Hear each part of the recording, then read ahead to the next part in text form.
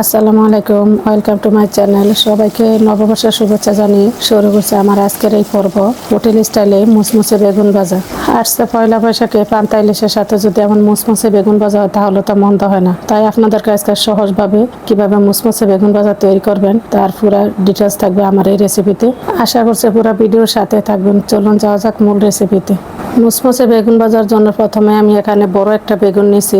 এই বেগুনগুলা তাল বেগুন নাম হিসাবে পরিচিত, আপনারা কি নামে চেনেন জানি না। বেগুনটা আমি ভালোভাবে ধুয়ে পরিষ্কার করে মুছে নিয়েছি। এখন আমি বেগুনটা কেটে নিচ্ছি।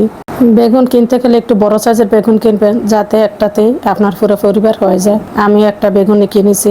বেগুনটা আমি দুই ভাগ করে এখন পিস করে কেটে নিচ্ছি। এর চেয়ে বেশি মোটা করতে যাবেন না, তা না হলে বাঁচতে একটু সময় লাগবে। এখন আমার কেটে নেওয়া হয়ে গেছে। দেখুন, কেটে নেওয়ার পরে আমি বেগুনটা আবারও ধুয়ে পরিষ্কার করে নিয়েছি। বেগুনগুলো ধুয়ে নেওয়ার পরে আমি এখন মশলা মাখিয়ে নিচ্ছি। হাফ টি স্পুন হলুদের গুঁড়ো, হাফ টি স্পুন লাল মরিচের গুঁড়ো, হাফ টি স্পুন ধনিয়া গুঁড়ো আর হাফ টি স্পুন জিরার গুঁড়ো। বেগুনটাকে মুসমুসে রাখার জন্য আমি এখানে সিক্রেট রেসিপি হচ্ছে আমার হোমমেড বুটের বেসন এখানে 2 চা চামচ দিয়ে দিচ্ছি। এই বেসনটা আমি চাল আর ডাল দিয়ে তৈরি করেছি। এখন দিয়ে দিচ্ছি হাফ টি স্পুন লবণ। এগুলো দিয়ে আমি ভালোভাবে মেখে নিচ্ছি।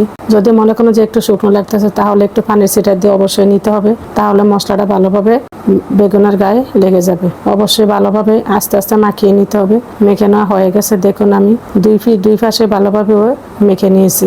ভেজে নেওয়ার সময় অতিরিক্ত মশলাটা কখনো নিতে যাবেন না। এখন চলে আসলাম বেগুন ভাজার জন্য। আমি এখানে চুলায় একটা ফ্রাইং প্যান বসিয়ে দিয়েছি। দিয়ে দিচ্ছি আমি পরিমাণ মতো সরিষার তেল। বেগুন ভাজার জন্য অবশ্যই সরিষার তেলটা ব্যবহার করতে হবে। তেলগুলো ভালোভাবে গরম হয়ে গেলে এখন দিয়ে দিচ্ছি আমি বেগুনগুলো। তো আমি যেহেতু আমার ফ্রাইং প্যানটা ছোট, আমি দুই ব্যাচে ভেজে নিব। চুলার ফ্লেমটা এখন মিডিয়াম হিটে আছে। বেগুনের এক পাশ ভেজে নেওয়া হয়ে গেছে। দেখুন, আমি উল্টিয়ে দিচ্ছি। এমন একটা কালার আসলে অবশ্যই উল্টিয়ে দিতে হবে, যাতে বেগুনটা পুড়ে না যায়। তাহলে বেগুনের স্বাদটাই নষ্ট হয়ে যাবে, বেশি বাঁচতে যাবে না, তাহলে পুড়ে যাবে। বেগুনটা ভেজানোর সময় ফাঁসে দাঁড়িয়ে থেকে ভেজে নেবেন, কারণ এটা মশলা মাখানো বেগুন ভাজা। এখন আমি বেগুনগুলো ভেজানো হয়ে গেছে, উঠিয়ে নিচ্ছি। দেখুন, আমার বেগুন ভাজার কালারটা কত সুন্দর আসছে। যদি আপনি দাঁড়িয়ে না থাকেন তাহলে বেগুনটি পুড়ে যাবে, এক সাইড পুড়ে যাবে আর এক সাইড কাঁচা থেকে যাবে। এভাবে আমি সবগুলো বেগুন ভেজে নিয়েছি। দেখুন, কাছ থেকে দেখিয়ে দিচ্ছি। তৈরি হয়ে গেল আমার মুসমুসে হোটেল স্টাইলে বেগুন ভাজা।